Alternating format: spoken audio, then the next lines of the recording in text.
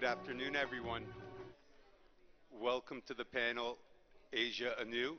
We're going to start in a couple minutes, so if everyone can slowly take their seats.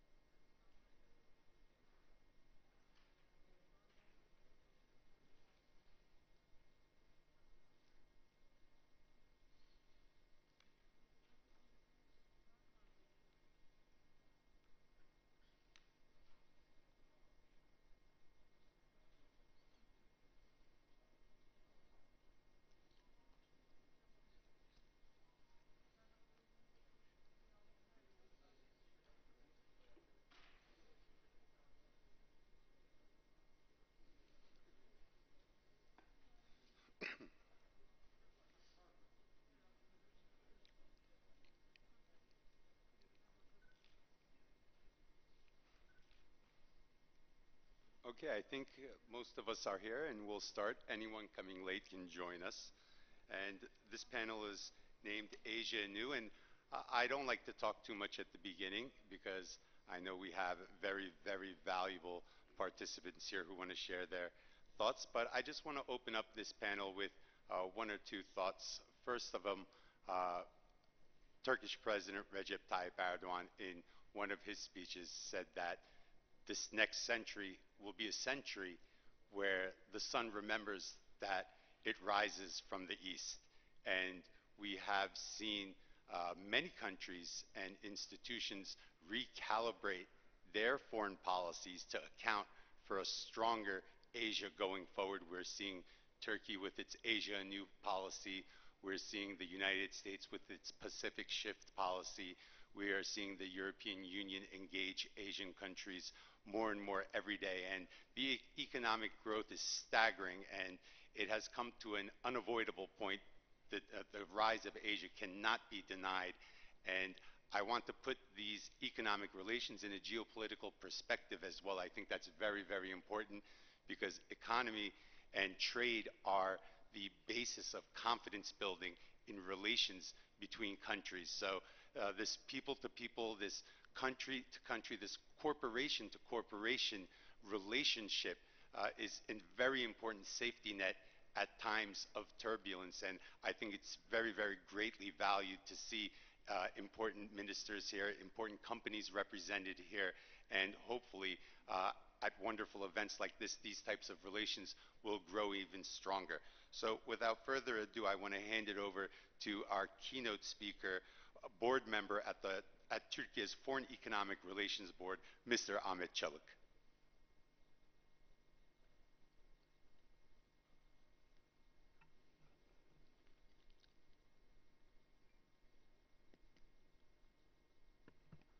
Çok teşekkür ederim. Herkese merhaba. Sayın Bakanlarım, değerli panelistler ve katılımcılar. Öncelikle sağlıklı günler diliyor. Sizleri şahsım ve DEİK ailesi adına saygıyla selamlıyorum. DEİK Başkanımız geçirdiği COVID rahatsızlığı nedeniyle bugün aramızda katılmadı. O sebeple toplantıya yönetim kurulu üyesi olarak başkanımızı temsilen ben iştirak ediyorum. 2019 yılında Dışişleri Bakanımız tarafından duyurulan Yeniden Asya girişimi, Türkiye'nin bölgedeki en hızlı büyüyen ülke olarak potansiyelini etkili bir biçimde kullanmakta kararlı olduğuna işaret ediyor. Yeniden Asya stratejisi bizim de DEİK olarak üzerinde titizlikle çalıştığımız konulardan. 19 iş konseyimizin olduğu, Asya Pasifik ve 13 iş konseyimizin olduğu Avrasya iş konseylerimizle birlikte değerlendiriyoruz. Yeniden Asya programında takip edilen diğer konuda Kuşak ve Yol Projesi.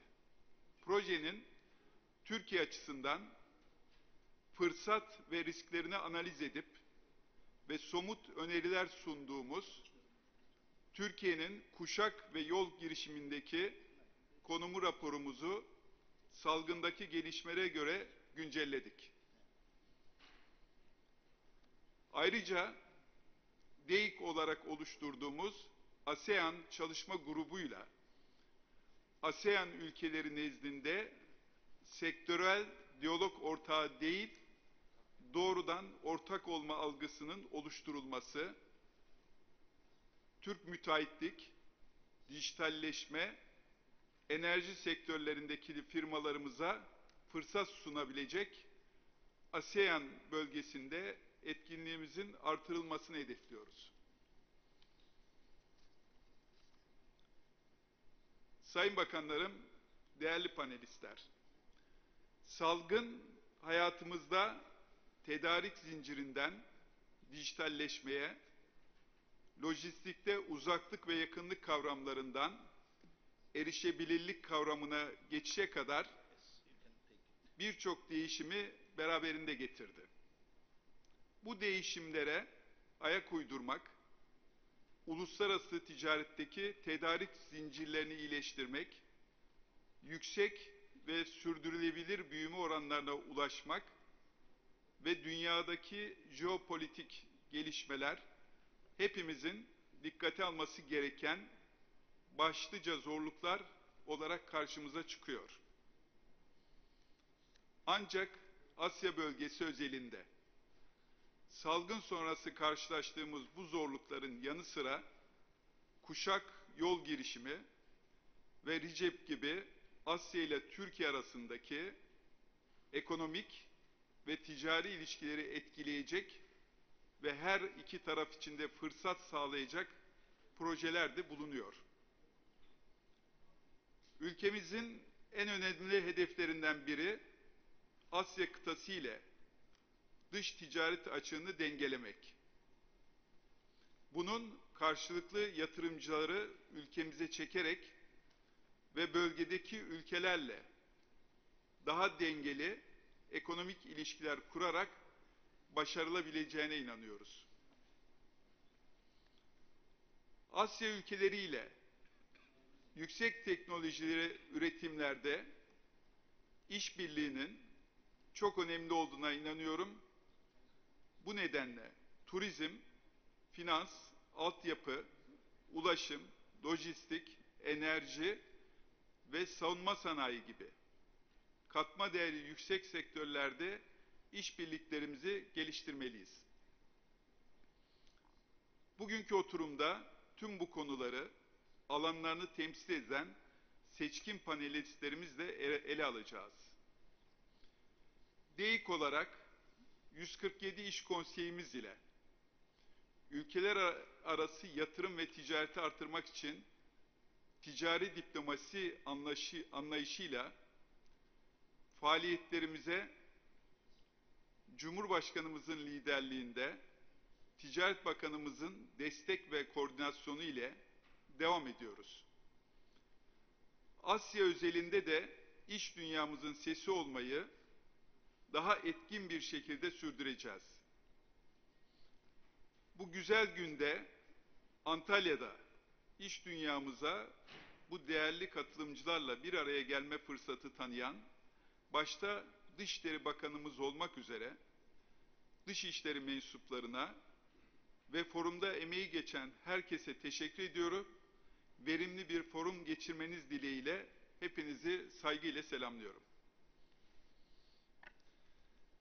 That was board member of Turkey's Foreign Economic Relations Board, Mr. Ahmet Çalık. Thank you for your opening comments. And he touched on some very, very important themes and some very important concerns. He talked about the supply chains that were disrupted during COVID.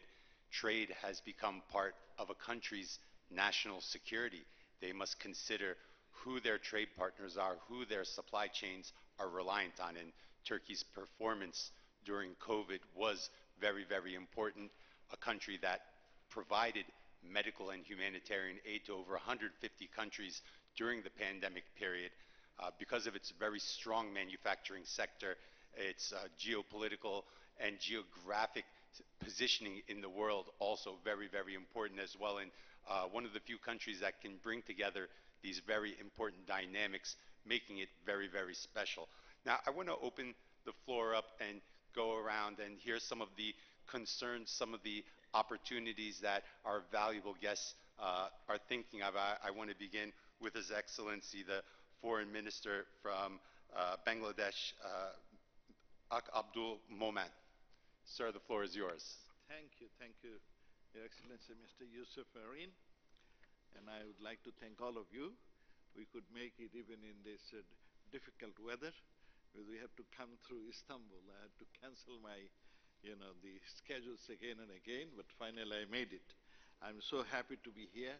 I would like to thank the government of Turkey for inviting me for this beautiful event, and I was also very pleased that Turkey took a leadership role to give peace a chance.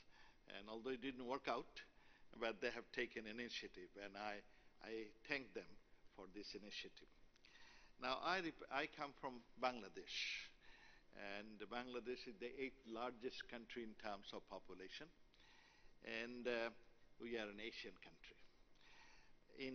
We manage our COVID in Asia. We manage our COVID pretty, I should say, efficiently and effectively. More so in my own country, COVID is under control, and thanks to God that it worked out pretty well. Asia represents one of the largest population in the world. We have around 4.6 billion population, which is around 60% of the population of the world. And the GDP, nominal GDP of Asia is around $32 billion, which is more than 1/3 of the global GDP. And in terms of PPP, our GDP is around 65 trillion. So we represent a big chunk of money. 60% of all trading goes through Asia-specific region. Our trading is increasing over the last few years. Our trading has increased more than 33%.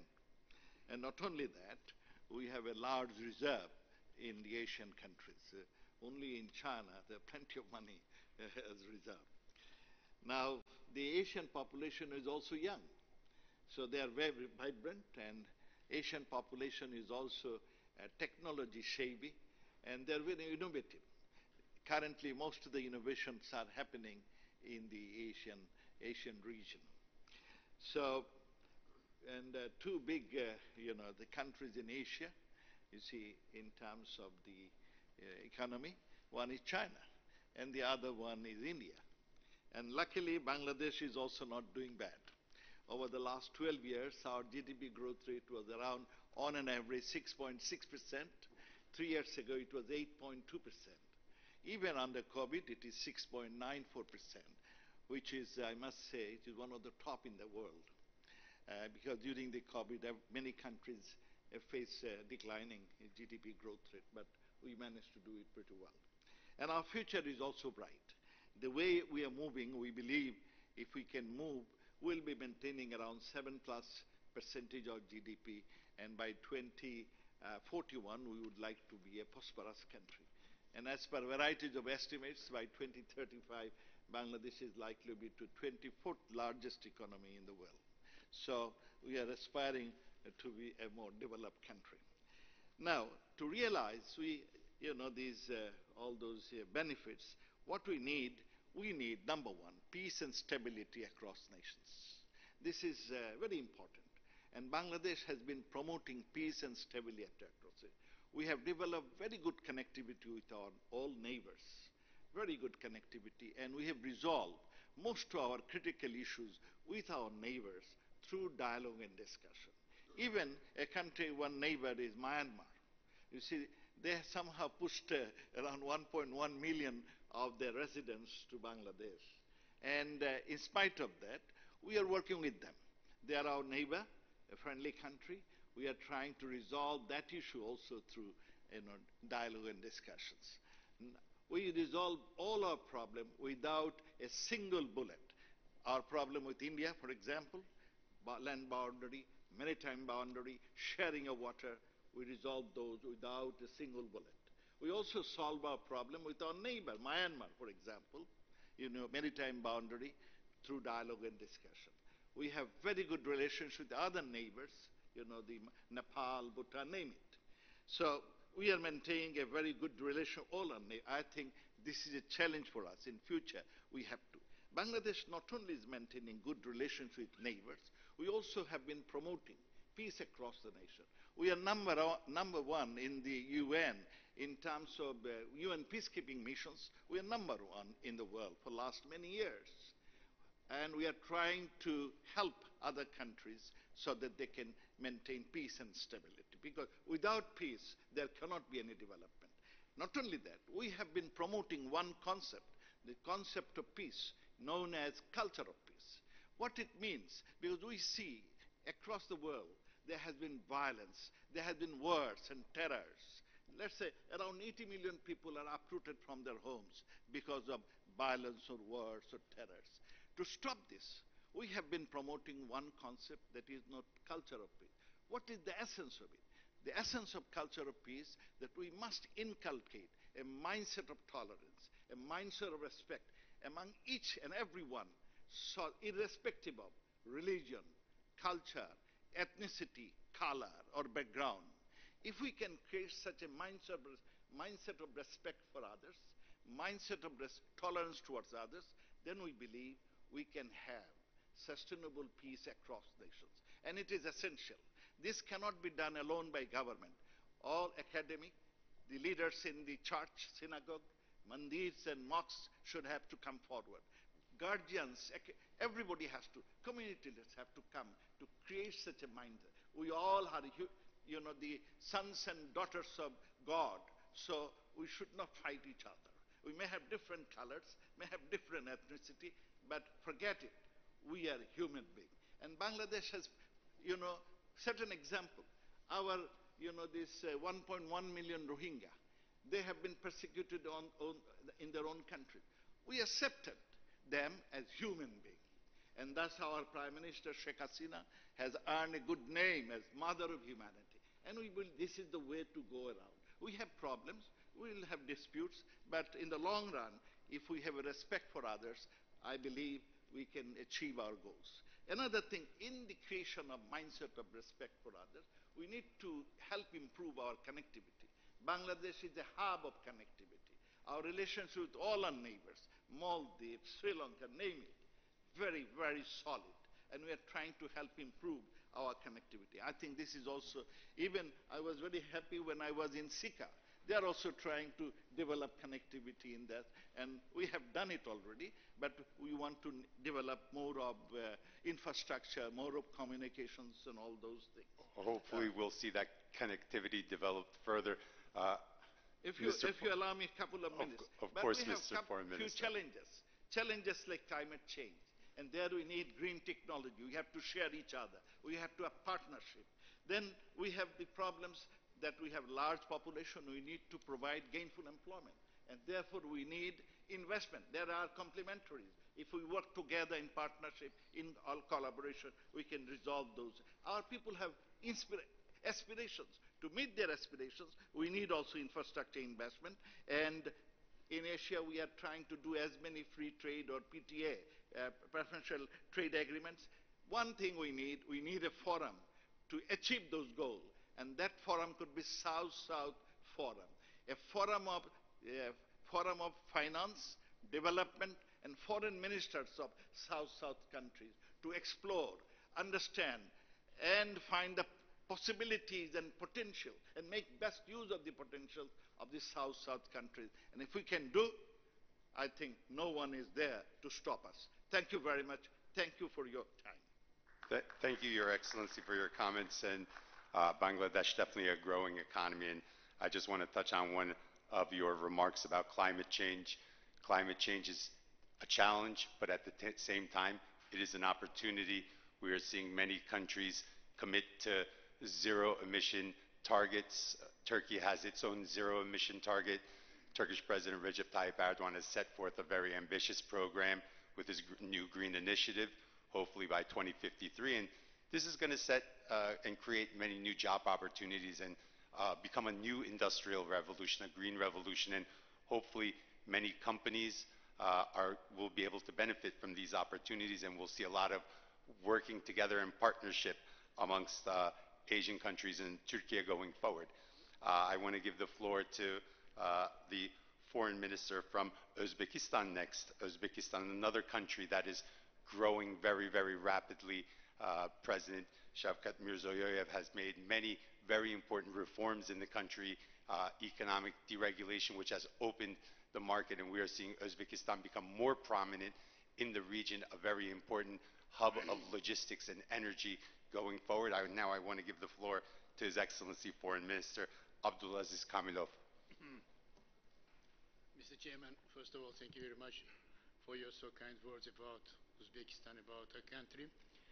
And dear colleagues, ladies and gentlemen, I'd like to express my gratitude to my brother Mevlut Çavuşoğlu, the Minister of Foreign Affairs of Turkey, for the invitation to take part in today's essential and well-organized event. I take this opportunity to congratulate our Turkish friends on the successful launching last year and the productive continuation of the Antalya Diplomacy Forum at present, the annual forum operating under the auspices of the President of Turkey, Recep Tayyip Erdogan, with the participation of numerous prominent persons from different countries and continents, has become an important event in the world of diplomacy. So, and in this context, I want to outline a particular relevance of the topic for today's event. Indeed, in modern world, Asia and sustainable development are closely linked.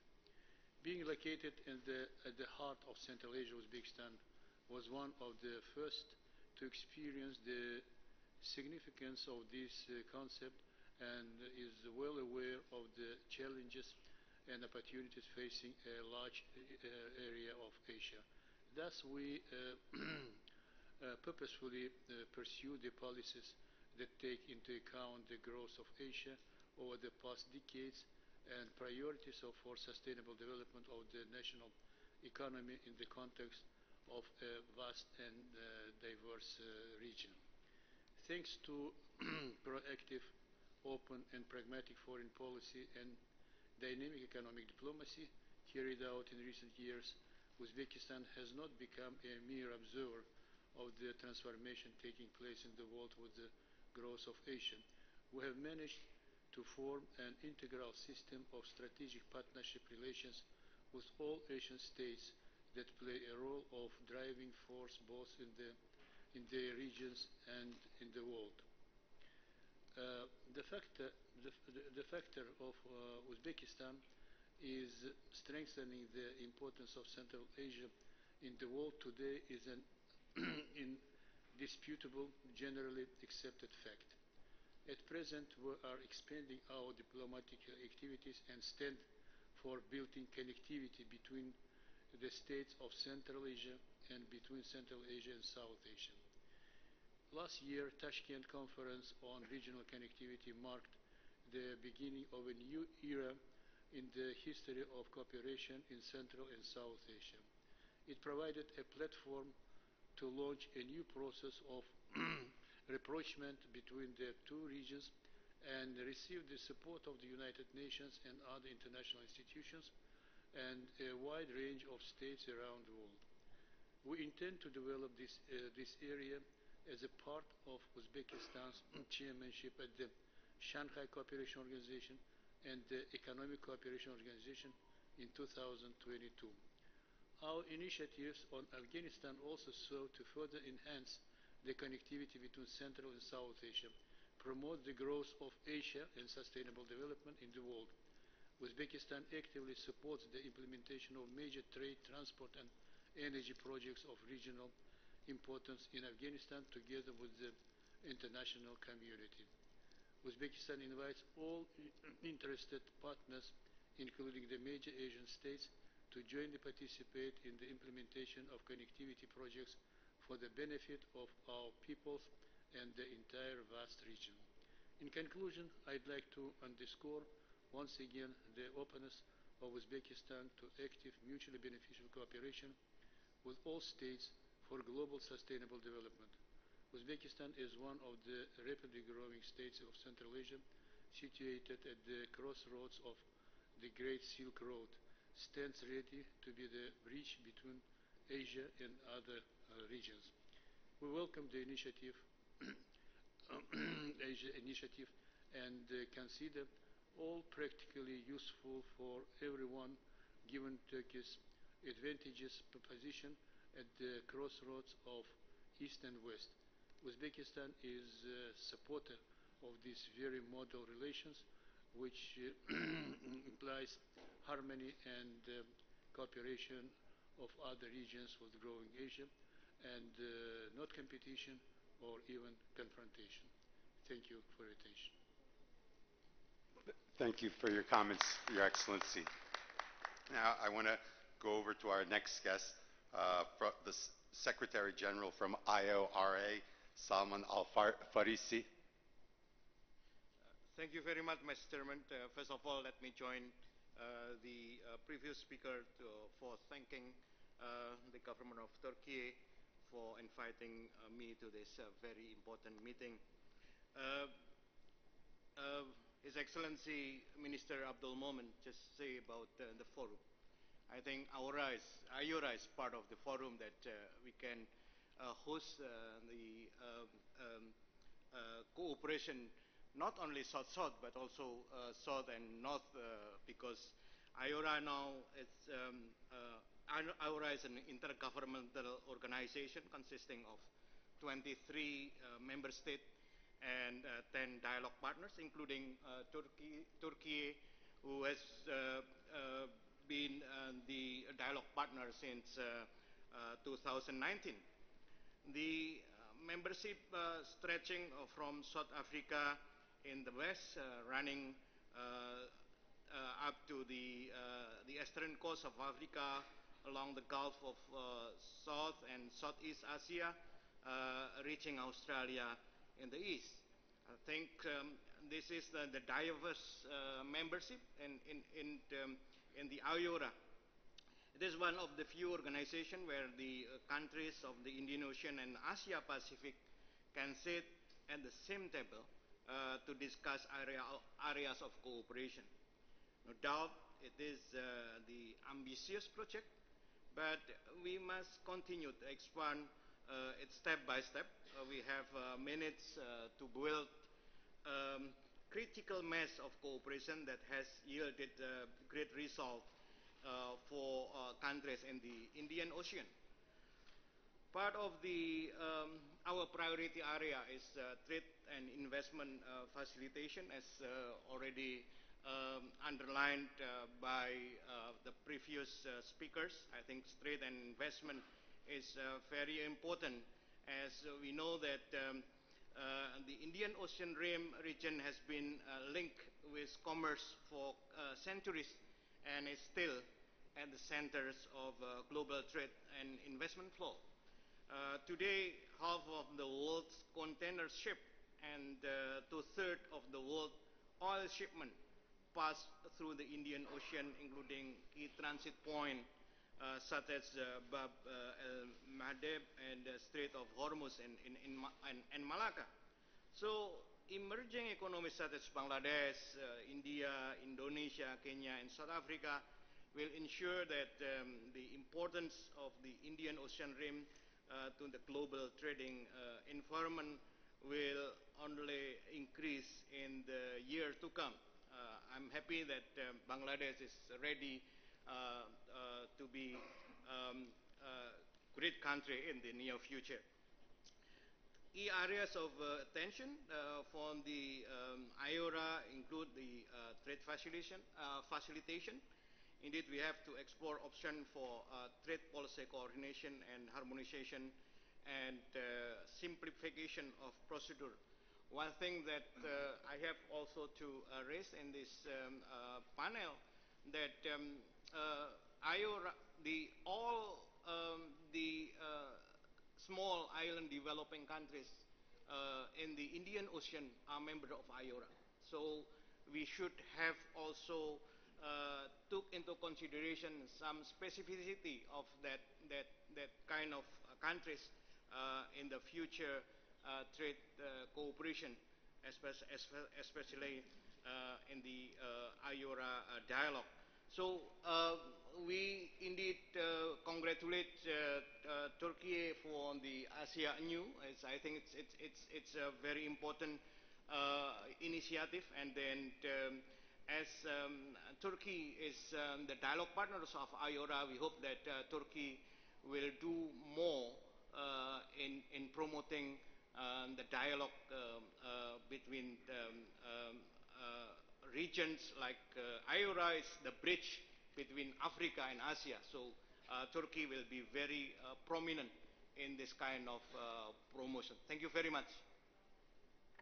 Thank you very much for your comments. And Turkey always hopes to play a bridge role, whether it be between Asia and Europe, whether it be between Asia and Africa.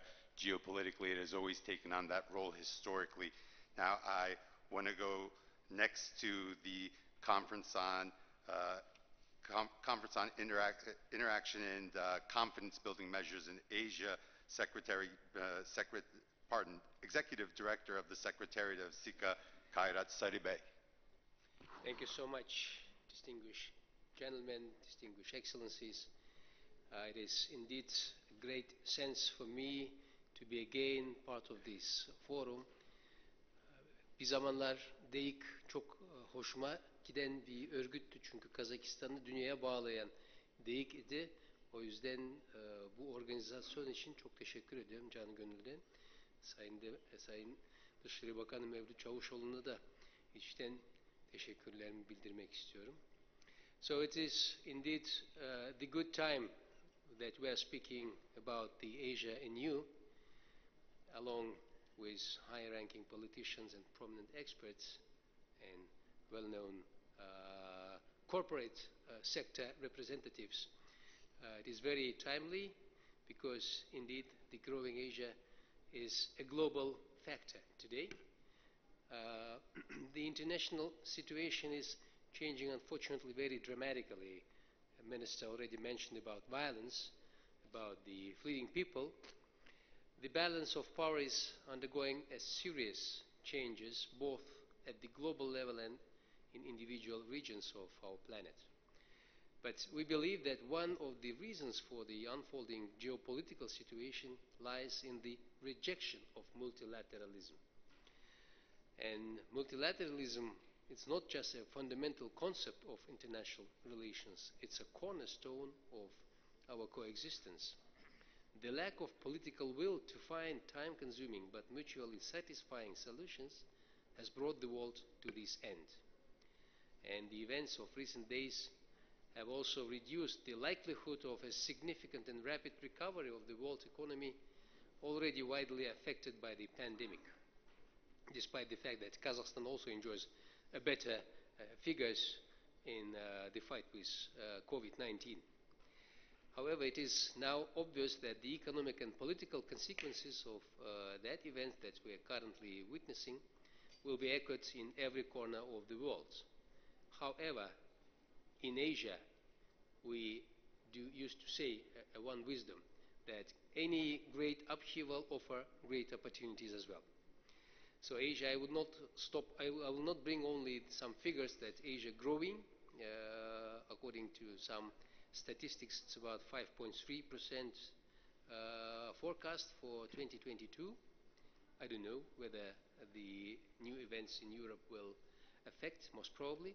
However, the only recipe for healing the international relation lies in return to multilateralism. And SICA is about that. SICA is about the strengthening of security in Asia, and we do base our approaches on the values of Asians, which is the values of family, community, in the broadest sense of the word. Accordingly, as it was already mentioned by my distinguished two ministers, cultivating connectivity through the promotion of economic growth, promotion of conducive measures for free movement of labor resources and interpenetration of labor markets seems as an effective approaches to contribute to strengthen sustainable economic growth in Asia and globally. Advancing infrastructural, intellectual and digital connectivity for the shared benefits unite people and motivate the search for reasonable compromises and mutually acceptable solutions. All this is possible in an environment of dialogue and hearing each other's communications by members of the international community. This year, SICA, which currently embraces 27 member states and 19 observers and partners, is celebrating its 30th anniversary. Cooperation in SICA is built on consensus, comprehensive dialogue, tolerance, consistency, equality of nations, and respect for sensitivities. Our philosophy aims to expand common ground between 27 member states, and the approach ensures also a holistic and comprehensive nature of our activities. We believe that in the course of joint activities, the evolution of member states' relations follows an ascending trajectory from interaction to better understanding, which builds trust and strengthening cooperation that contributes to indivisible security in Asia and globally. The very much nexus between development and security, it was mentioned already. So analysis of the SICA events of the last year shows that food security, rising food prices and ensuring uninterrupted supply chains caused the most significant interest of our member states. Low-cost technologies in terms of water and energy consumption, as well as green technologies based on the use of alternative energy sources and digitalization have been shared by SICA member states as ways to reduce pricing in food-producing industries. The above issues will remain the focus of attention in the near future, and I would like to invite all distinguished members and all participants of our roundtable to the Business Council and Business Forum of SICA, which we're planning for the end of this June. SICA now is on the verge of transformation into a full-fledged organization for security in Asia. And we would like to emphasize that convening and uniting power of SICA, which provides platform for all member states, covering more than 19% of Asia, with extremely diverse political, economic, and socio-cultural systems and backgrounds, together express their views, share experience, and exchange best practices, joint efforts in mutually beneficial projects. We witness as SICA process keeps gaining new momentum that also corresponds to the growing role of Asia. It is very remarkable that new Asian countries are in the process to become SICA full-fledged members and expand SICA family. So I invite also some of them who are not yet SICA part. The power of SICA persuasion lies in the respect for diversity and universality of our values, which fully resonate with the UN Charter. I will stop probably here, and thank you so much. In case of any questions, I am ready to respond. Thank you.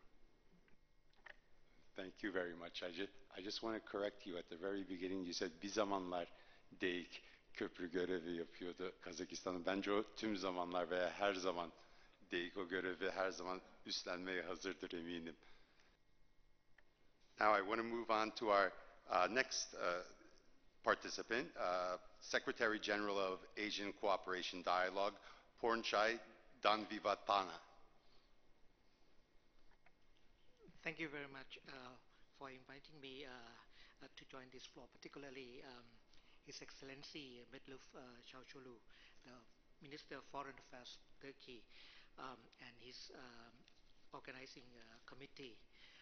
To touch upon this issue, I just would like to say that we have made the best use of our regional arrangements through consultative approach to non-political regional issues. First and foremost is, of course, the Ankara Declaration adopted on the 21st of January 2021, where we address this issue by calling upon cooperation through affordable vaccines and medical supplies and others. Um, in fact, we have tried our best to make the best use of informal multilateralism, as you just mentioned, uh, because we thought that this is the quite a new trend that we prefer not to be preoccupied to uh, something with legal commitments, but political will should prevail. That is the benefit of this ACD grouping. Uh, Secondly, in order to make sure that this kind of issue, particularly pandemic, um, in the towards the Asia Anew. I think the key word for this discussion is sustainability rather than regional growth, because regional growth is in fact what we have in mind, or the objective, but how to uh, uh, move towards that objective is through this Asia New.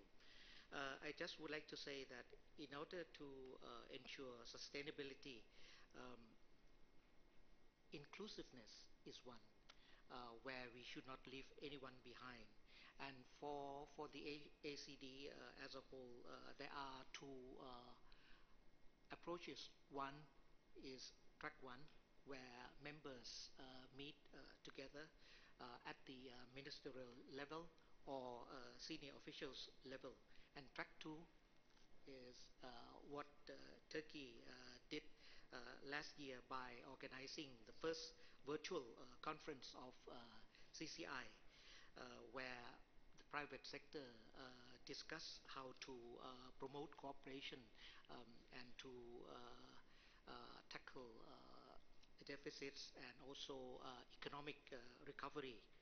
Uh, for Asia New and also the ACD, I see the benefit of their complementarity and supplementarity, particularly in the area of education and, of course, trade. I mentioned trade not because we are here at this forum, but it is a matter of bread and butter for everyone, particularly the 35 countries where I represent. The development gap of 35 countries need to be narrowed down, and trade and development is one. Through education, we have our kind of instrument. We call it Asia Cooperation Dialogue University Network, ACDUN, uh, which promotes online teaching. This is something that can be put in place within the new normal. With that, we can develop further how we can make it as best practices or model for Asia and also elsewhere. The other point that I would like to raise is about knowledge sharing and probably organization reform, which is something that we should look into discreetly and seriously. I would stop now in order to allow others to share their thoughts, and I would like to come back to entertain questions, if any. Thank you very much. Thank you very much. Our next speaker is from the Economic Cooperation Organization, Kushrav Noziri. The floor is yours, sir. Thank you. At the outset, I also would like to thank His Excellency Mr. Mavlut Çavuşoğlu, distinguished Minister of Foreign Affairs of the Republic of Turkey, for inviting me to attend, to participate in this second edition of the Antalya Diplomacy Forum, and I also is glad to attend this round table dedicated to the theme Asia Anew for a sustainable regional development. As you might know, Economic Cooperation Organization is an intergovernmental regional organization consisting of 10 member states stretching from the South Asia through Central Asia and West Asia. The total area of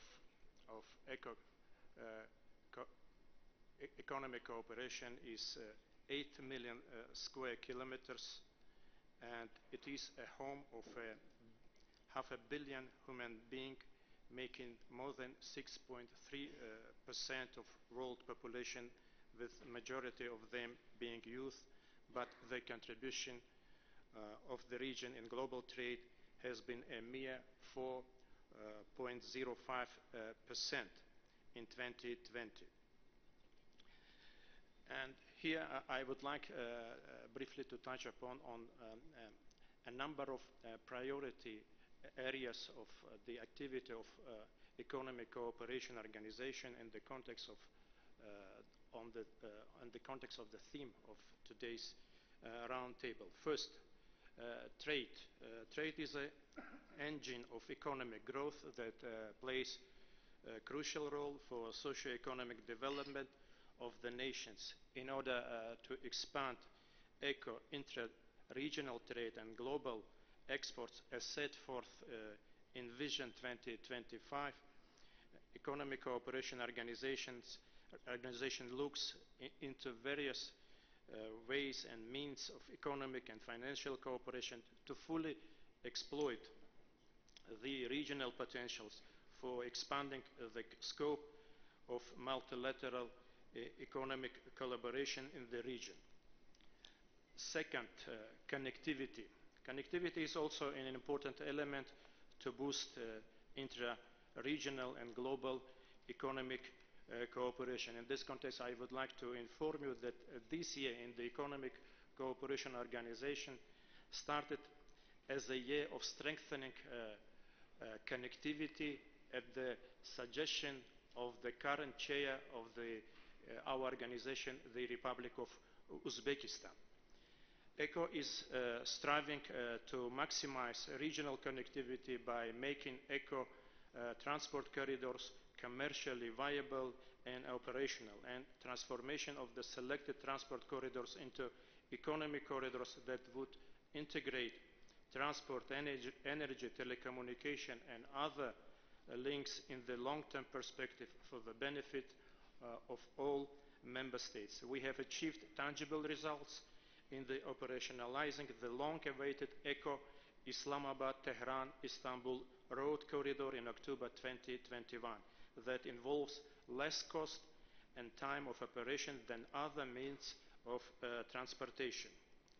Third, energy is another priority area of regional cooperation. ECO region is enriched with 1/3 of the global hydrocarbon resources and the key supplier of oil and natural gas to the world markets, contributing to the international energy security. The ECO Vision 2025 lays down the long-term and mid-term regional objectives and expected outcomes in the energy sector. To address a supportive policy environment for this vision and enhanced policy coherence, the fourth ECO Energy Ministerial meeting held in June 2021 adopted fundamentally new ECO strategy on energy cooperation and its action plan 2030. ECHO has also prioritized to uphold efforts of member states in mainstreaming sustainable energy transition, particularly through institutionalizing regional framework which deals with needs and interests of member states. In this vein, the ongoing ECO-UNIDO partnership on establishment of ECO Clean Energy Center and ECO Energy Charter dialogue on establishment of the ECO regional electricity market continue to be our flagship energy projects. Fourth, tourism is a major driver of the world economy, accounting for 7% of international trade. Globally, tourism generates directly or indirectly one in every 10 jobs. Ecoregion represents a unique tourist attraction of modern times as it possesses a great cultural, historical heritage, favorable geographical location, variety of natural landscapes and recreational zones. Relevantly, the sector is placed among one of the ECO's important areas of interest prioritized for development under the Vision 2025. And the next 6 ministerial meeting on tourism will be hosted by ancient city Bukhara in the end of this year. Excellencies, enhancement of ECO's external relations constitute an important component of ECO's strategy to achieve its strategic goals and objectives. Our relations with the United Nations, the specialized agencies and other international organizations have been growing. ECO's image in the international arena has enhanced. ECO enjoys cooperative relations with organizations such as United Nations, OIC, European Commission, Islamic Development Bank, WTO, ASEAN, Shanghai Cooperation Organization, Organization of Turkic States, and a host of UN specialized agencies, funds, and programs like UNIDO, UNESCO, FAO, UNCTAD, and many others. In conclusion, I would like to highlight that ECO is firmly committed to accomplish our envisioned goals in line with the ECO Vision 2025 and the Izmir Treaty. I thank you. Thank you very much, Mr. Noziri. Now, we had an opportunity to listen to the views, the challenges, the opportunities that many of our visiting foreign ministers and the heads of important regional and international institutions were putting forth in their statements. Now, I want to expand the conversation to get the viewpoint of the opportunities and the vision Turkish companies see going forward as they enter this region and increase their relationships with a very important geography in the world, a very important growing economic power, which is Asia. And I want to open the conversation with, from Atla Global Managing Partner, Altay Atla. Super, thank you very much, Your Excellencies, ladies and gentlemen. I want to share a few thoughts about the Anew initiative of Turkey. From a yes business perspective / academic perspective, well, actually from a multi-actor perspective. Now, today's complex world of international relations in the 21st century definitely requires a pluralistic and inclusive approach to policy making, policy formulation and implementation, and with the participation of multiple actors. So, like once perhaps an exclusive domain for the involved bureaucracies, now international relations requires the participation of well, of course, still the bureaucracies, still the governments, but also other actors like the business community here and other stakeholders. Now, we have been seeing examples of this. Actually, in his opening remarks, Mr. Ahmet Çalık has explained some of the activities of DEIC. And so I think these are some good examples. For example, he mentioned a recent report, a strategy report about China and China's Belt and Road Initiative and what it means for Turkey with the opportunities and risks involved. So I know very well that this report is prepared with business inputs, also with an academic input and so on, and it offers actually a good strategy paper which will also be a good input for the policymakers. So that's what I'm talking about. This interaction between the different domains, between different stakeholders is it's a must for conducting international relations in an efficient and constructive way in today's world. And so here's my point. I think Turkey's Asia Anew initiative, the most valuable part of Asia Anew is exactly precisely that. It's an initiative initiated by the Ministry of Foreign Affairs, but it has different pillars and it is growing with the inputs, with the feedback, with the contributions like those of DAIC from the business community, from the academia, and also from non-governmental organizations. And so therefore, this is what's very valuable and what will bring success to this initiative in my view. Now, one other thing I'd like to mention is that for all the stakeholders who are involved in developing Turkey's relations with Asia, like the government, bureaucracies, and others, business community, and so on, there's one thing which is very important, which is very vital at the moment, and this is about human resources. We need human resources, we need people with Asia skills who can, work for the government, work for the companies, take the businesses further, work for the academia, and so on. And so I think that's the way forward.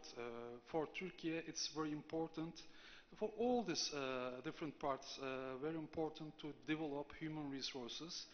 And I'm very happy to see that actually all of them have started some initiatives, like including the ministry itself for training people, training students. I mean, at the moment we have 500 students from all around Turkey attending the entire diplomacy forum. And some of them I know very well that they are working on Asia, they are getting into programs, they are learning languages of Asia and so on. So I think, therefore, to conclude, Asia Anew is an important step for Turkey and its international relations. This multi-stakeholder partnership between government, business, academia, and so on is very important. And it's the young people who are now getting trained on Asia, developing their skills on Asia, who will take this initiative to further levels, I think. Thank you very much. Thank you very much, Mr. Atla. Now, our next speaker is from Tab Food Investments. They have important portfolios in China with Burger King and Popeyes as well. And I can definitely attest, Tab has saved my life. I lived in Shanghai for 3 years, so I stopped by Burger King a lot. So without further ado, to Mr. Tuncer Köklü, the floor is yours, sir. Thank you, thank you. Good to hear that. Thank you, the Chairman.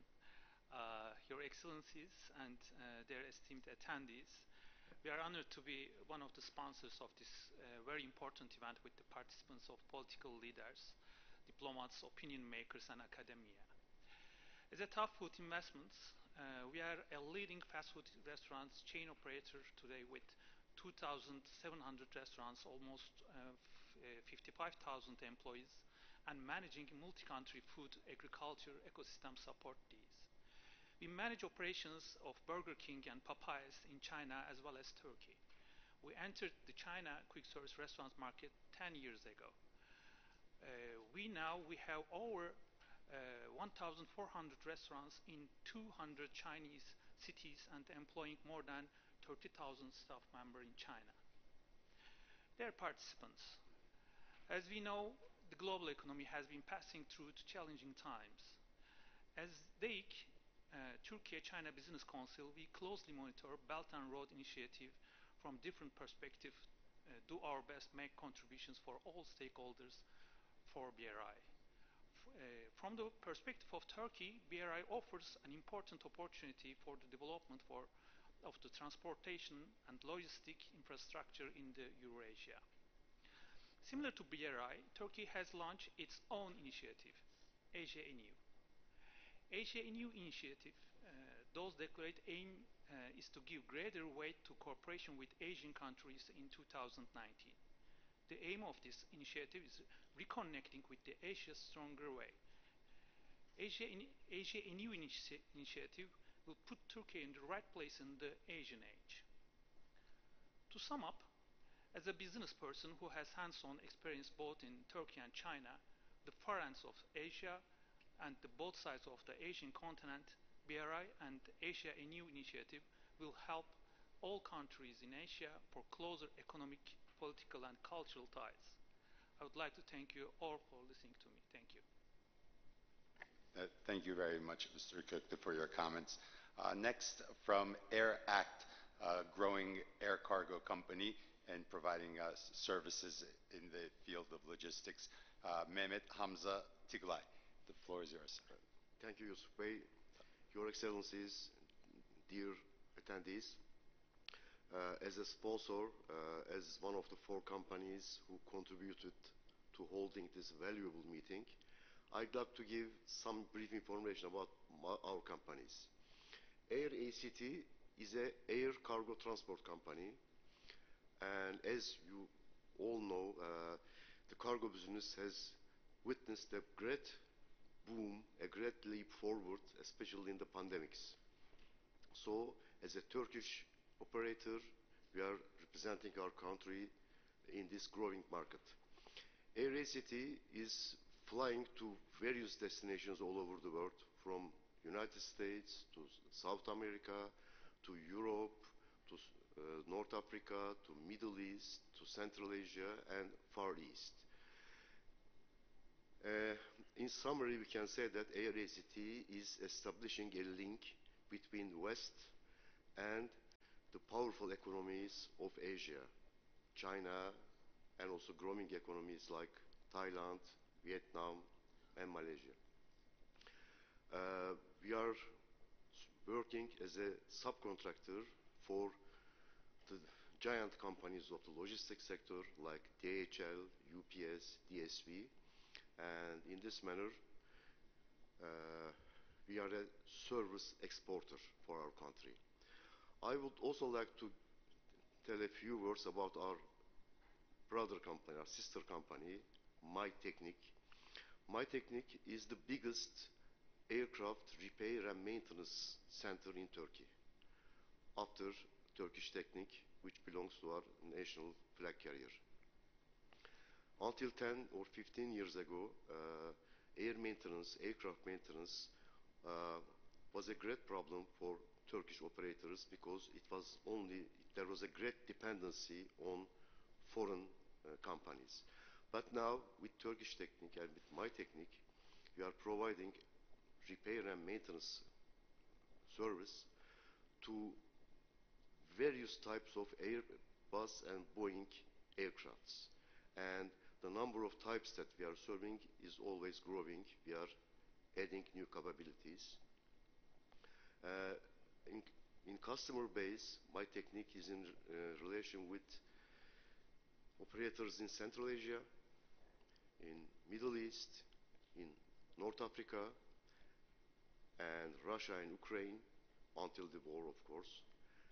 And also in the last year, we have a growing number of European airlines which have become our customer. And we are expecting this number to grow. And also I would like to add a final characteristic of MyTechnic. We are giving a great importance to training. We are not training just our personnel, but we are also training people from abroad. So we are planning to institutionalize our training capabilities, and we are planning in this way to create a kind of technological know-how accumulation for our country, which in the final analysis, this will make us very happy. Thank you very much. Thank you for your remarks. Up next, PDG Holding, a company that deals in petrochemicals, specifically in Uzbekistan, looking to expand, I believe, and also has interests in textile and agriculture as well. From PDG Holding, Bilal Bilici, he's also the Turkey-Uzbekistan Business Council board member. The floor is yours, sir.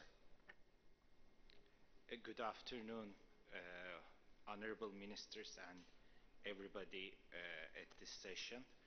First of all,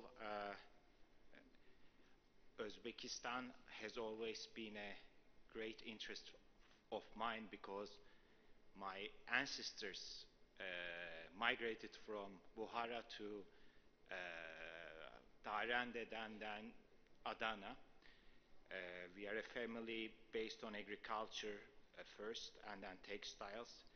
And me joining the company, we are doing petrochemical business, distribution and sales. One thing that I would like to highlight for you all is that for a businessman, business people to invest in a new area or new country, certain points are needed.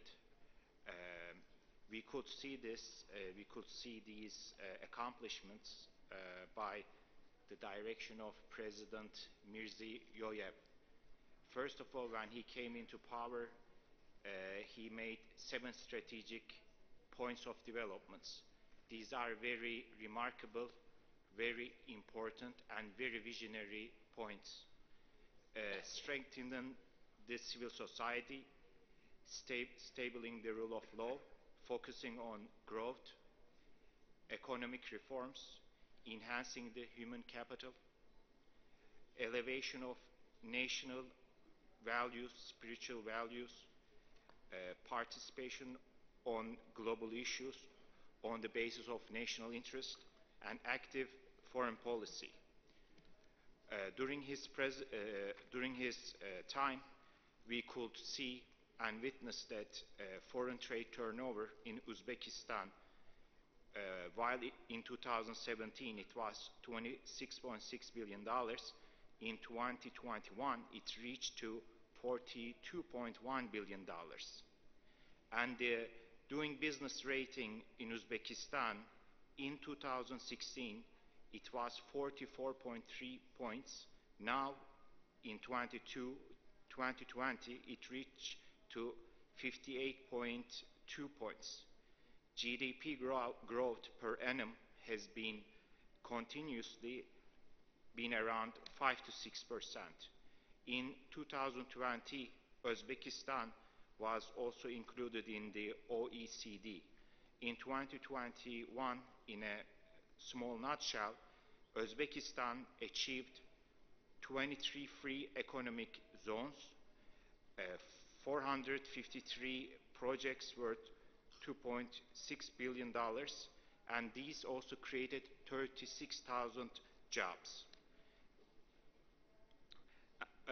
And other things that draw my attention with these reforms, the leadership also created a website, reform.uz, that checks and gets feedback from the society regarding how these reforms are going within the country. In 2018, rating agencies Standard & Poor's, Moody's, Fitch, JP Morgan, and credit ratings were established. So these are all fundamental bases and reforms that we live day to day and we face day to day. So as a businessman, whether it's doing trade or investment, I feel very welcomed, very honored, and I would like to say that Uzbekistan, with under President Mirziyoyev's leadership, is setting the example to the region. And I hope these reforms and initiatives will continue so that we can do better businesses, joint venture projects, and two countries enhance both bilateral, cultural, and economical ties among each others. Thank you for your comments. Of course, these joint venture projects are always great because they not only increase trade, there's always job opportunities, creation of jobs. That's always a wonderful bonus. For example, one thing that I would like to bring to your attention, Your Excellencies, that one of the trade deficit that our country gives are petroleum products or oil and gas products, which your country has a great rich resources. I am in a way jealous that you have the USCOR project with Koreans. I would love to see that this project would have been between Uzbek and Turkish parties. So we hope that these kind of mega projects could be conducted by Turkish and Uzbek counterparts. So it's a win-win businesses. Inshallah. And before we close out the panel and open it up for questions, I would like to give the floor to our final guest, Ali Galip İlter from Cronimet. Sir, the floor is yours. Good afternoon, Your Excellencies, distinguished guests. Mr. Erim, thank you very much for today's panel. I'm honored to be a part of this platform here. So just before we end up this discussion, would like to say a few words. Cronimet is a German-Turkish company active in stainless steel raw material supply around the world. We are the leading company in our own field, having about over 5,000 staff from very different nations, and we have companies mainly in all Asian countries. So as Turkey is in the breach role, most of the panelists have underlined, so we also seeing in our own activities with our own staff and location geographically here in Turkey. I just would like to say a few words about sustainability while we are talking today for a sustained regional growth. When we heard first time, honestly my only experience was it was the word more having a reference economic activities. But very quickly we have seen that it's not only limited with economy, but it's directly related with our own day-to-day life even, with our peace, our own country's stability as well. So this was not just a word, I would say literaturally, in literature, but more related with our peace at home and peace in the world. I do not believe in my own humble experience that without having sustainability in economy, no chance to have peace in the world. We are in the metal sector, especially recently, as we are all witnessing last few weeks, the all evening news, what we see, how the metal world is just going crazy. So there is no chance if we do not provide sustainability in economy, no chance to get peace in the world. I just would like to say also two values, which is food products and energy. Without providing sustainability of these two issues, whatever we would do, I do believe that we are going to hit the wall at the end.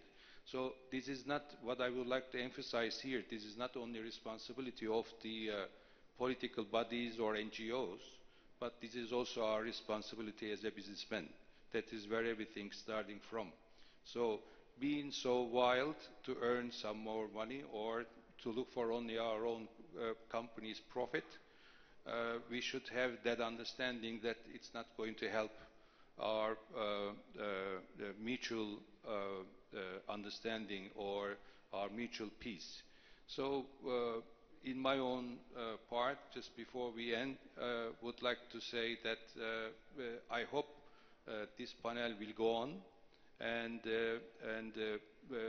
we can also put attention of the business world, the economic world. This is our responsibility too.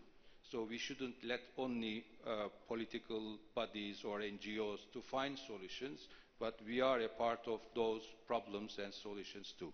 Thank you very much. Thank you very much for your comments, and definitely the business world is such an important part of policy making, and the relationships amongst countries. Now, I see a couple friends in the crowd who haven't spoken. I don't know if they want to speak, but I just want to say hi to them. I see Mr. Kotil here from Tusash. I was on a panel with him before. They made a very important sale to the Philippines, T-129 attack helicopters.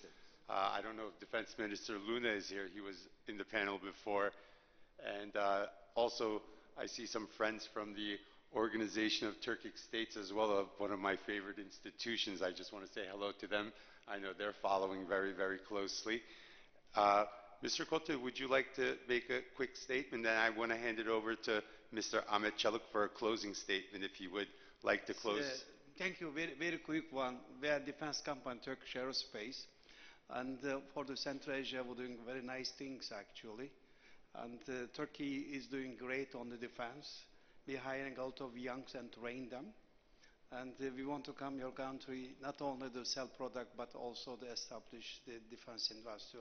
I'm in charge of the aircraft, helicopter, UAVs, and aerospace. Thank you. Thank you, sir.